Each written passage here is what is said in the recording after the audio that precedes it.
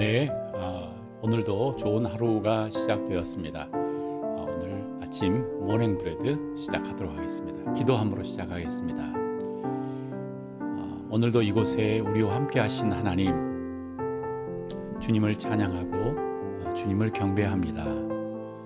하나님, 우리 이 아침에 우리가 주님을 묵상하며 하나님의 말씀이신 성경을 하나님 함께 읽고 하나님 묵상할 때에 하나님 말씀하여 주시고 하나님의 음성을 우리에게 들려주십시오. 지혜를 주십시오. 감사합니다. 예수님의 이름으로 기도합니다. 아멘. 네, 오늘은 여러분들과 함께 어제 말씀드린 것처럼 성경에서 자주 등장하지만 또 그러나 우리가 잘 알지 못하는 그러한 단어들, 그 중에 하나 바로 우리 호세아서를 읽으면서 자꾸 등장했던 이 단어인 인내라고 하는 이 단어를 같이 한번 공부를 해 보도록 하겠습니다. 인내는 사실 우리가 실생활에서는 거의 사용하지 않습니다. 그러니까 히브리 말을 어떻게 그 의미를 가장 담은 단어로 만들어 볼까? 그래서 이 이게 한문을 섞어서 만든 단어인 것 같습니다. 그래서 인내하다라고 하는 단어와 사랑하다라고 하는 단어를 함께 붙여서 그렇게 인내라고 부르는 것 같은데 한문은 제가 좀 약합니다. 그런데 이 단어는 성경에 굉장히 중요한 단어입니다. 하나님의 속성을 이야기해 주는 단어이기도 하고, 그래서 이 단어에 대해서 공부해 볼 필요가 있습니다. 이 단어의 원래 히브리어는 바로 이 헤세드라고 합니다. 헤세드. 이 헤세드, 지금부터 인내가 아닌 헤세드라고 여러분들과 함께 이야기하면서 이 단어에 대해서 공부를 해 보도록 하겠습니다. 이 히브리 말의 헤세드, 여러분도 이제 기억하고 계시길 바랍니다. 헤세드. 제가 알고 있었던 어떤 지인이 있었는데, 그 지인도 하나님의 일을 하시는 분인데, 그분이 자신의 닉네임, 우리 영어 이름 하나씩 갖지 않습니까? 헤세드라고 하더라고요. 그래서 그때 제가 신학생이었는데도 헤세드가 무슨 말이지?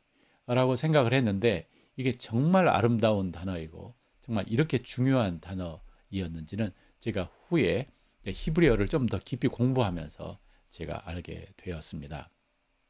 자, 그러면 여러분들과 함께 이 헤세드라고 하는 이 단어의 뿌리가 무엇이고, 그리고 그 단어의 의미가 무엇인지, 그리고 성경은 이 단어를 어떻게 사용하고 있는지 오늘 여러분들과 같이 그렇게 한번 해보도록 하겠습니다. 먼저 헤세드라고 하는 단어를 딱 치고, 그 다음에 성경 어플을 통해서 단어 나오는 성경 구절을 쭉 이제 가져오면 이 헤세드를 한국어로 어떻게 번역했는지를 볼 수가 있습니다. 바로 굉장히 다양하게 이 단어가 번역이 되고 있어요. 헤세드라고 하는 단어가 먼저 어떤 데는 은혜 또는 인자라고 하는 이 단어도 우리가 참 여러 가지, 예수님이 자신을 인자라고 하지 않습니까? 하나님 사람의 아들. 근데 여기서는 전혀 다른 인자입니다. 은총, 어떤 때는 선대하다, 후대하다, 불쌍히 여기다, 긍휼히 여기다, 선한 일, 동정을 받다, 사랑, 기이한 사랑, 이렇게 번역되고 있습니다. 굉장히 다양하지 않습니까? 이 헤세드라고 하는 이 단어가 이렇게 성경에서는 다양한 의미로 이제 번역되고 있습니다. 근데 전반적으로 그 느낌은 아시겠죠? 이게 약간 사랑. 그런데 우리가 흔히 사용하는 이 사랑이라고 하는 단어보다 더 깊은 무언가를 그 안에 담고 있고, 이 종교적인 사회였던 이 이스라엘 히브리 문화 속에서 발달된 그 단어 표현 중에 하나가 바로 이 헤세드라고 생각을 합니다. 이 헤세드를 잘 알기 위해서 우리는 이스라엘의 문화를 조금 이해를 해야 되는데, 이 헤세드라고 하는 단어는 어떤 단어와 이렇게 어떤 문화 의식과 연결되어 있냐면 이것은 제사 의식과 연결되어 있습니다. 제사. 정확하게 제사보다 언약식. 이스라엘에서 이 언약이라고 하는 것은 굉장히 중요한 사회 문화였습니다. 지금 우리 현대를 살아가고 있으면서도 사실 우리는 언약식을 이스라엘 관점으로 자주 합니다. 언약? 이것도 잘 익숙지가 않죠. 우리는 보통 계약이라고 우리는 이야기합니다. 그러니까 두 상대가 함께 뭔가를 약속하는 거죠. 그래서 우리가 뭐 핸드폰을 살 때도 서로 이제 계약을 하고 계약 조건이 뭐고 이제 서류를 쓰고 아니면 결혼할 때도 우리가 결혼 혼인 서약서를 쓰고 또 뭐 사업을 할 때도 그렇게 하지 않습니까? 그러니까 계약을 할 때는 두 상대가 있고 그리고 서로가 확실하게 이것을 지켜야 될 거라고 하고 그다음에 우리가 사인을 하는데 고대 이스라엘은 진짜 사인을 하고 하는 그런 문화가 아니고 그때는 뭘 했냐면 언약식을 했습니다. 언약. 그러니까 그냥 약속이라고 하기에는 너무 더 무거운 그래서 언약식. 그래서 이것을 covenant라고 이야기했습니다. 그래서 이 covenant라고 하는 이 언약이라고 하는 이 히브리 단어도 이것을 베리트라고 이렇게 불렀고요. 그 베리트라고 하는 그 표현은 뭐냐면 뭔가를 자르다 이러한 표현이었습니다. 그래서 꼭 이 언약식에 들어가는 중요한 핵심 요소는 뭐냐면 바로 맹세 그리고 제물의 피, 제물 이런 것들이 필요했었죠. 이것을 우리 시대로 가져오면 우리가 예를 들어서 결혼 언약식 하죠. 그리고 그 결혼 언약식에 뭐 지금은 약식으로 그냥 두 사람이 가서 그냥 결혼 서약서에 쓰고 그 다음에 혼인 신고를 하면 두 사람이 이렇게 연결되고 하지만 이 이스라엘은 무언가 이게 관계가 연결되려면 꼭 언약식을 했어야 하고 그리고 그 언약식에는 뭐가 필요했습니까? 맹세. 나는 꼭 이 언약을 지키겠다. 꼭 이 약속을 지키겠다. 라고 하는 것과 그 다음에 그 약속을 지키기 위해서 제물을 드렸습니다.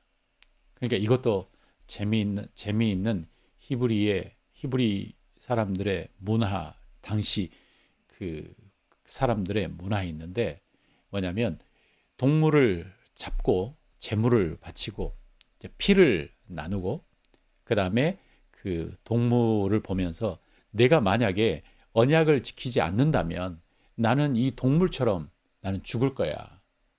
뭐 이런 거죠. 그러니까 내가 생명을 걸고 이 언약을 지킬 거야. 우리 갱 멤버들 그러니까 이게 조폭들도 그런 거 한다고 하지 않습니까? 손에다가 딱 서로 정말 이 조폭과 이 사람이 딱 서로 우리는 형제야라고 부르면서 정말 손을 딱 긋고 그 다음에 피와 피가 이렇게 연결되게 한다고 하지 않습니까? 피를 나눈 형제야.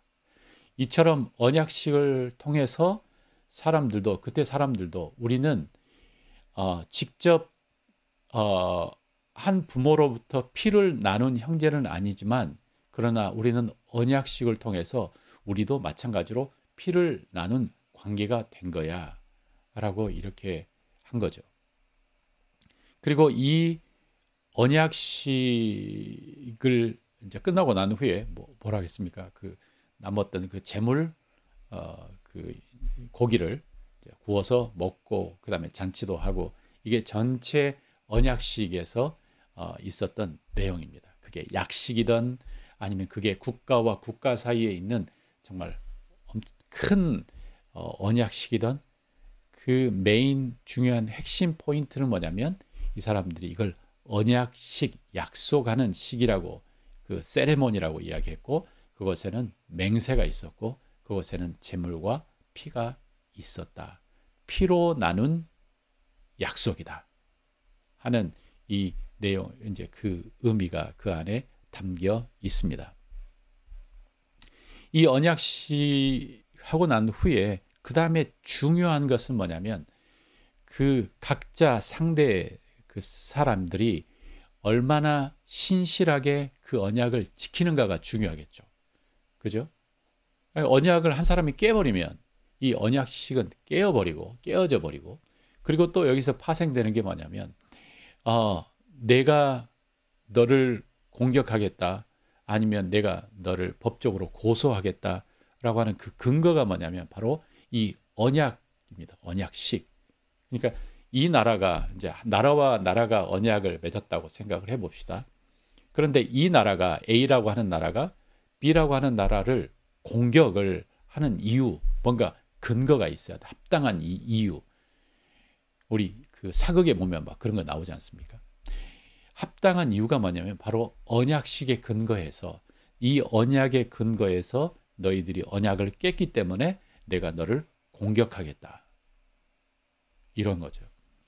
그래서 고대 문화에 이 언약과 관계된 것들이 굉장히 많은데 그 중에 하나가 뭐냐면 상과 벌입니다. 내가 너를 벌을 내리겠다. 그것도 언약과 관계에 있습니다. 언약의 근거에서 네가 언약을 깼기 때문에 내가 너를 벌을 내리겠다. 내가 너를 상을 내리겠다. 왜냐하면 네가 신실하게 언약을 지켰기 때문에 내가 상을 내리겠다. 뭐 이런 거죠. 그래서 이 언약식을 하고 난 이후에 중요한 것은 그 사람들이 언약을 얼마나 신실하게 지키느냐가 이게 중요한 관건인데, 그래서 파생된 단어가 바로 우리가 오늘 같이 공부하고 있는 헤세드라고 하는, 사실 이게 해다가 약간 속 발음을 더해서 헤세드 이렇게 해야 됩니다.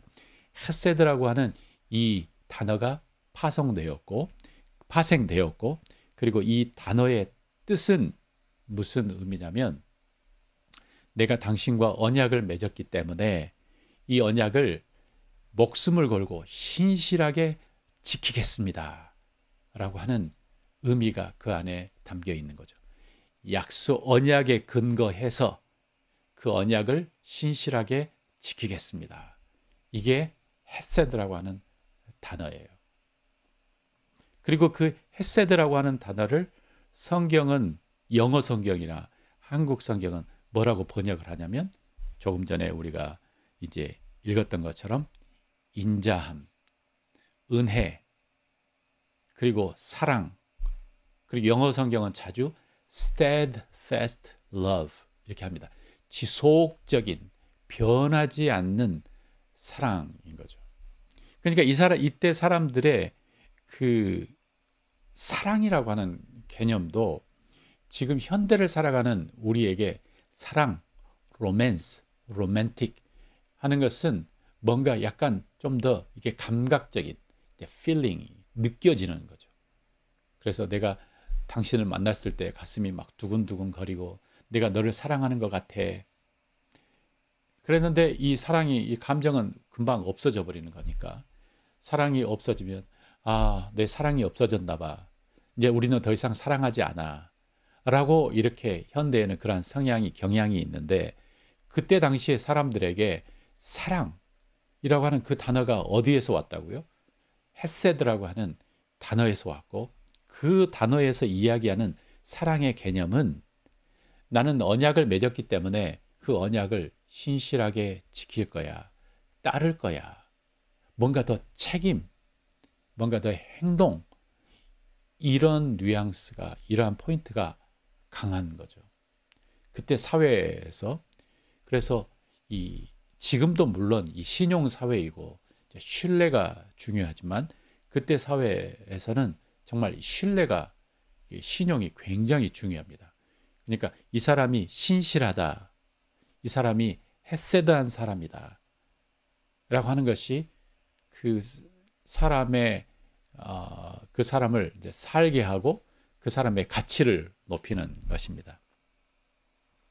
그래서 이 헤세드라고 하는 이 단어가 주는, 이 단어는 바로 이 언약이라고 하는 이 그 문화 속에서 나왔고, 그리고 이 언약을 얼마나 신실하게 지키는가, 바로 이게 헤세드라고 하는 단어입니다.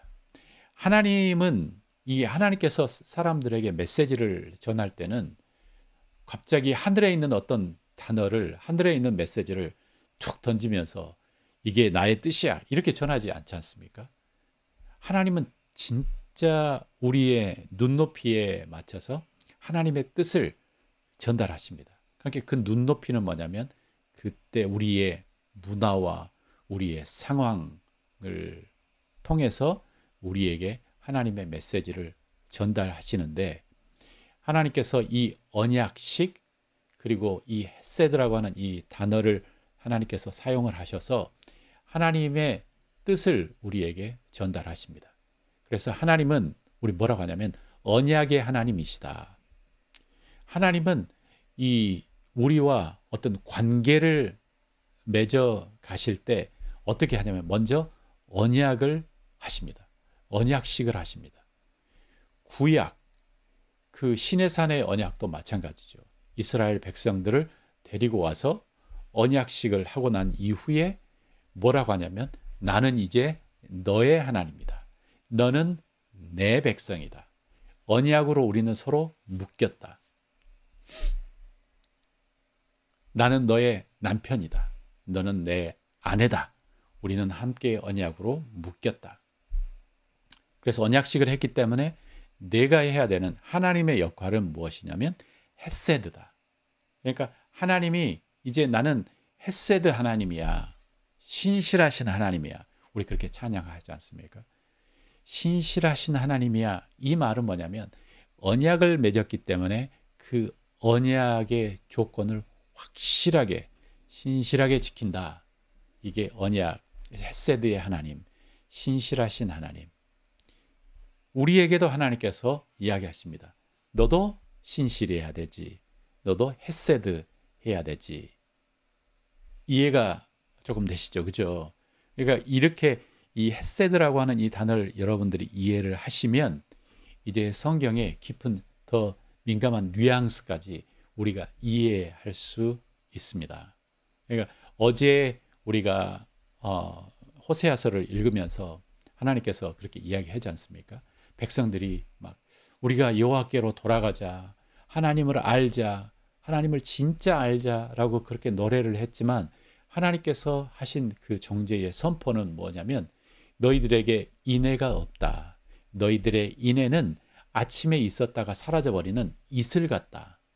그러니까 말로 약속을 하고 어떻게 한 거예요? 금방 바꿔버리는 거죠. 그래서 하나님께서는 내가 원하는 것은 제사가 아니고 내가 원하는 것은 인애이며 또 하나님을 아는 것이다 라고 우리에게 이야기를 하시고, 또 호세아서 2장에 보면 내가 너에게 장가를 들 텐데 진실함과 정의와 그리고 인애로, 이 말은 뭐냐면 정말 신실함으로 변하지 않는 사랑으로 너에게 장가들겠다 라고 말씀하시는 거죠. 이처럼 언약식은 그런 의미가, 이 헤세드라고 하는 이 단어 안에는 이러한 의미가 담겨 있습니다.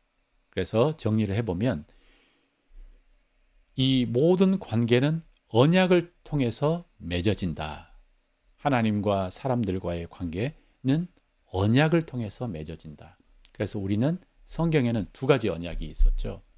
구언약, 이스라엘 사람들과 하나님이 시내산에서 맺은 그 언약. 그 이후로 하나님께서는 이 언약의 근거에서 이스라엘 사람들을 지키고 보호하고 그리고 징계를 하시기도 하고 복을 내리시기도 하고 그렇게 하십니다. 그러면서 하나님께서 던지는 메시지는 뭐냐면 그리고 또 새 언약의 시대에 우리는 살고 있습니다. 예수님께서 누가복음을 읽다 보면 22장에 뭐라고 이야기하십니까? 이제 이 잔은 내 피로 세운 새 언약이니 라고 선포하시지 않습니까? 그러니까 우리는 새 언약의 시대에 살고 있다. 구언약은 어떻게 됐나요? 구언약은 깨어졌습니다.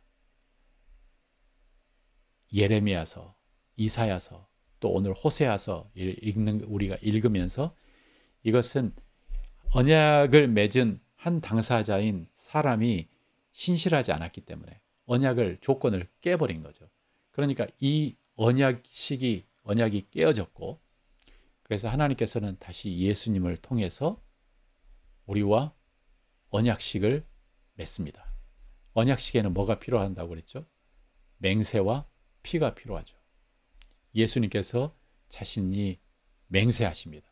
내가 이들을 위해서 이들을 사랑하고 이들을 주님께로 인도하고 이들의 죄를 씻고 깨끗게 할 것이다 라고 맹세하시고, 그리고 피가 제물이 있었죠. 무엇입니까? 바로 자신의 몸을 제물로 드리고 자신의 피를 하나님께서 언약식에 이 제물로 바치신 거죠. 그래서 생명을 걸고, 예수님의 십자가의 그 생명을 걸고 우리와 언약을 맺으신 거죠. 이게 새 언약입니다. 자, 이렇게 하나님과 우리는 언약을 통해서 관계가 맺어진 거고요. 하나님은 헤세드의 하나님이시다. 이 말은 하나님은 이 언약을 신실하게 지키시는 하나님이시다. 그러면 우리는 어떻게 해야 되는가? 하나님은 우리도 헤세드 하기를 원하신다. 하나님은 헤세드 하기를 원하신다. 신실하기를 원하신다. 이게 하나님께서 보시는 중요한 덕목이에요. 중요한 덕목. 사람들과의 관계도 그렇지 않습니까? 그런데 하나님과의 나의 관계도 내 기분에 따라서 이렇게 저렇게가 아니고, 하나님이 원하시는 것은 네가 나의 사랑을 알고 너도 헤세드 하기를 원한다. 헤세드 하기를 원한다. 이게 하나님의 메시지예요. 하나님의 마음이에요. 우리가 호세아서를 공부하면서 이거 우리가 계속 배우고 있죠. 헤세드 하기를 원합니다. 자, 그러면 이 언약이라고 하는, 이 헤세드라고 하는 단어가 들어가 있는 성경 몇 구절을 읽으면서 그 안에 담겨 있는 그 의미를 우리 다시 한번 생각을 해보도록 하겠습니다. 헤세드라고 하는 단어가 처음 등장한 성경 구절이 창세기 19장 19절이었어요. 우리 같이 한번 읽어보겠습니다. 주의 종이 주께 은혜를 입었고 주께서 큰 인자를 내게 베푸사 내 생명을 구원하시오나 내가 도망하여 산에까지 갈 수 없나이다. 두렵건대 재앙을 만나 죽을까 하나이다. 자, 여기 이 말은 누구와 누구와의 대화냐면 바로 롯. 그러니까 롯과 하나님, 이 천사 하나님과의 서로 대화 속에서 나오는 겁니다. 자, 여러분 이곳에서 헤세드를 찾으셨습니까? 은혜, 인자 둘 중에 어떤 게 헤세드일까요? 바로 인자입니다. 하나님의 큰 인자를 내게 베푸사. 이 말은 하나님이 나를 이전에도 사랑하시고 지금도 사랑하시고 신실하게 사랑하셔서 이 말이죠. 그러니까 하나님께서 롯을 정말 사랑하셔서 정말 소돔과 고모라를 멸망시키는 그때까지 오셔서 나 때문에 오셔서 나를 구출해 내셨으니까 정말 감사합니다. 뭐 이런 표현이겠죠. 자, 그 다음 이 룻기에도 인자라고 하는 이 헤세드가 자주 등장합니다. 룻기 3장 10절 이제 보아스가 이야기합니다. 그가 이르되 내 딸아, 여기서는 룻에게 이야기하죠. 그래서 이 보아스와 이 룻과의 이 그 서로 사랑하는 이 관계, 이 룻기지 않습니까? 둘 사이에는 굉장히 나이 차이가 있었어요. 자, 그가 이르되 내 딸아, 여호와께서 내게 복 주시기를 원하노라. 네가 가난하건 부하건 젊은 자를 따르지 아니하였으니 네가 베푼 인애가 처음보다 나중이 더하도다. 자, 여기서 헤세드를 찾으셨습니까? 네, 여기는 인애라고 하죠.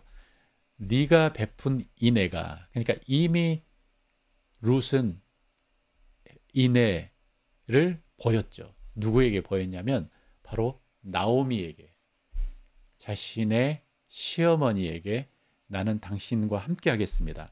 나는 당신과 당신과 언약을 맺었기 때문에 나는 당신을 끝까지 지키고 당신과 함께 살고 당신을 보호하겠습니다. 이게 룻이 보인 첫 번째 인애인데, 이 룻과 나오미가 이제 베들레헴 이스라엘로 다시 돌아와서 젊은 룻이 젊은 남자들을 만나 그들과 결혼하고 그렇게 할 수도 있었겠지만, 룻은 끝까지 나오미의 그 계통, 그 다음에 나오미를 지키기 위해서 누구를 사랑하기로 하냐면 바로 조금 나이가 지긋한 보아스를 사랑하고, 보아스를 통해 나오미의 그 계보가 계속 이어지기를 소원하죠. 그래서 이 사랑을 처음보다 더 중요하도다 라고 이야기합니다. 그러니까 네가 너의 젊은 사람들끼리 만나는 너의 사랑보다 너는 너의 사랑이 그냥 이게 더 크다, 뭐 이렇게 이야기합니다. 조금 그 뉘앙스가 전달이 되시나요? 우리가 잘 알고 있는 성경 또 이게 있습니다. 내 평생의 선하심이, 시편 23편 6절입니다. 내 평생의 선하심과 인자하심이 반드시 나를 따르리니 내가 여호와의 집에 영원히 살리로다. 네, 여기서 보이는 헤세드가 보이신가요?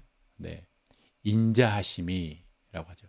평생의 선하심과 인자하심이, 그러니까 하나님께서 나를 신실하게 지키시고 하나님께서 사랑하시는 이 인자하심이 나와 영원히 함께 한다.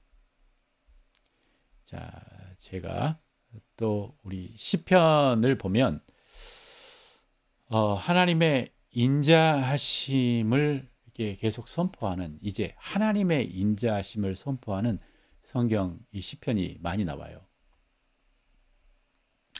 이제 언약을 맺었기 때문에 이제 하나님이 이스라엘 백성의 주인이고 남편이잖아요. 남편의 역할은 뭐냐면 자신의 아내인 자신의 백성들을 지키고 보호하는 것 아니겠습니까? 그래서 이스라엘 백성들은 자주 이제 외세의 침공을 받고 그 다음에 어려운 일을 당할 때마다 뭐라고 기도하냐면, 헤세드의 하나님, 우리를 지켜주세요. 이렇게 기도하죠. 의미를 이해하시겠죠? 우리의 하나님, 우리와 언약을 맺으신 우리의 하나님, 그 언약에 따라서 우리를 지켜주세요. 바로 이 헤세드의 하나님, 우리를 지켜주세요. 자, 성경 한 구절 시편 보도록 하겠습니다. 자, 여호와여, 주의 인자하심이 하늘에 있고 주의 진실하심이 공중에 사무쳤습니다. 아니, 인자하심, 하나님의 헤세드가 하늘에 있다. 하나님은 헤세드 하신 하나님이시다. 하나님이여, 주의 인자하심이 어찌 그리 보배로우신지요. 사람들이 주의 날개 그늘 아래 피하나이다. 주를 아는 자에게 주의 인자하심을 계속 베푸시며 마음이 정직한 자에게 주의 공의를 베푸소서. 자, 여기도 무슨 이야기를 하십니까? 바로 헤세드의 하나님을 이야기하고 있습니다. 그러니까 하나님의 그 인자하심이 어찌 그리 아름다운지요. 정말 하나님은 정말 신실하십니다. 정말 사랑하시는 사랑의 하나님이십니다. 그래서 이걸 보니까 정말 아름답다라고 표현을 한 거죠. 자, 또 성경 한 몇 구절을 더 보고 마무리하도록 하겠습니다. 시편 118편, 여호와께 감사하라. 그는 선하시며 그의 인자하심이 영원하미로다 라고 이야기하고, 이제 이스라엘은 말하기를 그의 인자하심이 영원하다 할지로다 라고 이렇게 이야기하고 있습니다.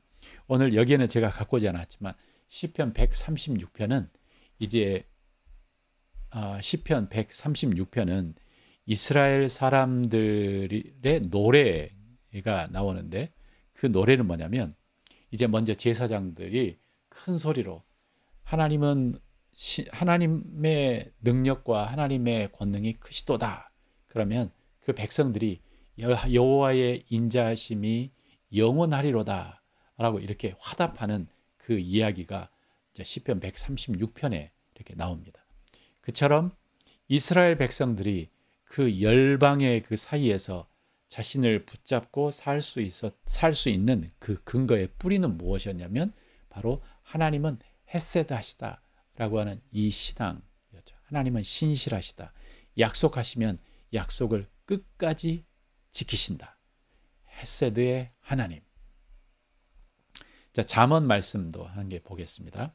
잠언, 왕은 인자와 진리로 스스로 보호하고 그의 왕위도 인자함으로 말미암아 경고하니라.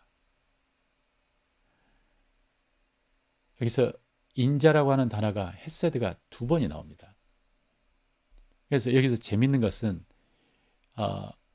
왕이 그의 자리가 견고하는데 그 자리가 견고하기 위해서 뭐가 필요하냐면 바로 인자, 진리. 그러니까 왕권이 견고하게 세워지는 여러 가지 이유가 있죠. 여러 가지 그런데 이 잠언에서는 왕권이 견고하게 세워지기 위해서는 물론 군사력도 필요하고 물론 정치력도 필요하고 그다음에 이권 뭐 이렇게 필요하지만 그것보다 더 중요한 것은 뭐냐면 인자, 헤세드의 신실함이다. 그리고 진리다. 여기에 그 사람이 세워져 있으면 그 사람은 그 왕권이 안정된다. 라고 이렇게 잠언이 우리에게 가르쳐주고 있습니다. 이해가 되지 않습니까?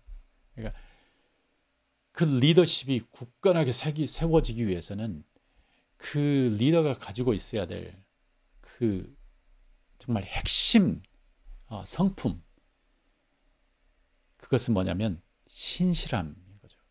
진실함, 진리, 그리고 인자, 헤세드. 이 리더가 마음을 슉슉슉슉 바꾸고 사람들을 썼다가 정말 단맛 빼면 버리고 그리고 백성들을 뭐 하찮게 여기고 그 다음에 뭐 이렇게 하면 그 리더는 누군가에게 의해서 정말 쫓겨나죠. 그렇지만 그 리더가 정말 백성들을 사랑하고 그리고 그 리더가 정말 하나님을 사랑하며 신실하다면 사람들로부터 사랑을 받고 그리고 그 리더가 세워지는 거죠.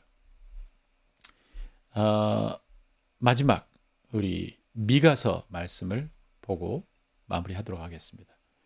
미가서에도 이렇게 아주 나와 있습니다. 이 말은 미가서는 6장은 제가 진짜 좋아하는 저의 성경 구절입니다.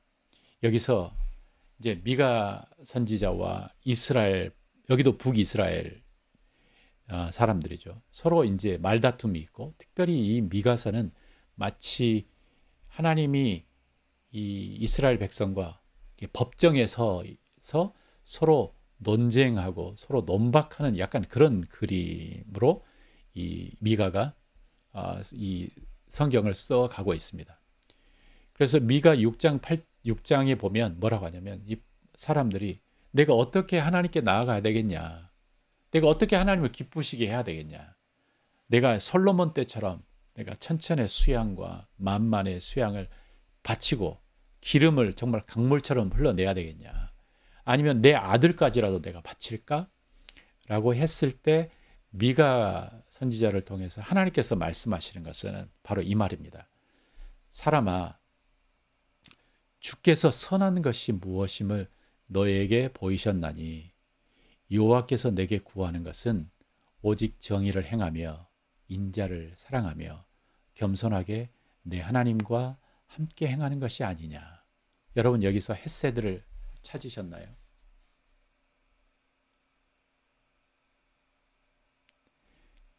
인자를 사랑하며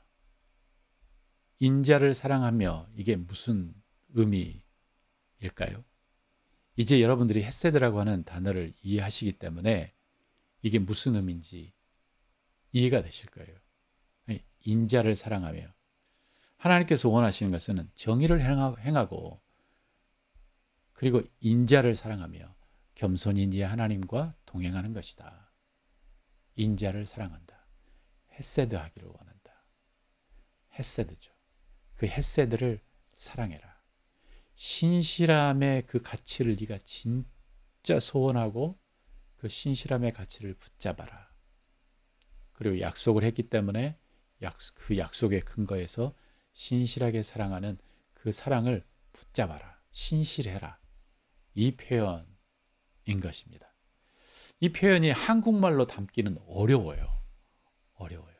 그러나 이 문화를 우리가 이해하고 있다면, 헤세드의 하나님을 이해한다면, 헤세드를 요구하시는 우리의 마음을 이해한다면, 우리가 이 하나님의 이 말씀을 좀 더 우리가 깊이, 우리 가슴 깊게 이해할 수 있을 거라고 생각합니다. 자, 이 시간 우리 함께 잠깐 우리 기도하는 시간을 갖도록 하겠습니다.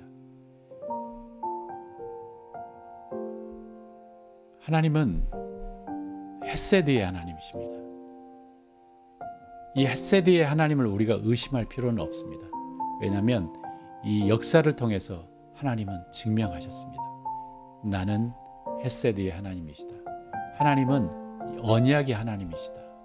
언약을 맺으시고 신실하게 그 언약을 지키시는 하나님. 먼저 우리 같이 기도하기를, 하나님 감사합니다. 하나님이 헤세드의 하나님이심을 감사합니다.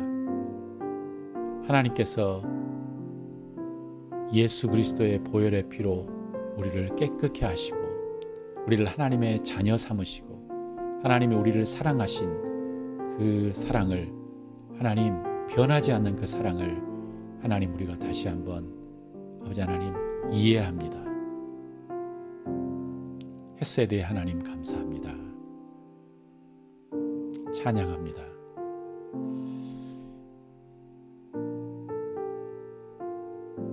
하나님께서는 말씀하십니다. 내가 진짜 원하는 것은 재물이 아니고 제사가 아니고 내가 원하는 것은 인애야, 헤세드야. 내가 원하는 것은 네가 겸손히 정의를 행하며 그 다음에 인자를 사랑하고 하나님과 겸손히 동행하는 삶이 바로 내가 원하는 거야. 하나님께서 우리에게 말씀하십니다. 이것은 구약이나 신약이나 하나님의 마음은 동일하십니다. 아버지 하나님, 우리가 정말 신실하게 도와주십시오. 신실할 수 있도록 도와주십시오. 신실하기를 원합니다. 나와 언약을 맺으신 하나님, 하나님께서 신실하시니 저도 하나님 신실하게 하나님과 걷기를 소원합니다. 제게 헤세드를 가르쳐 주십시오. 하나님, 우리 가정 안에도 내 자녀들을 향해서, 내 배우자를 향해서 신실하게 아버지 하나님 사랑할 수 있는 이 마음을 가르쳐 주십시오.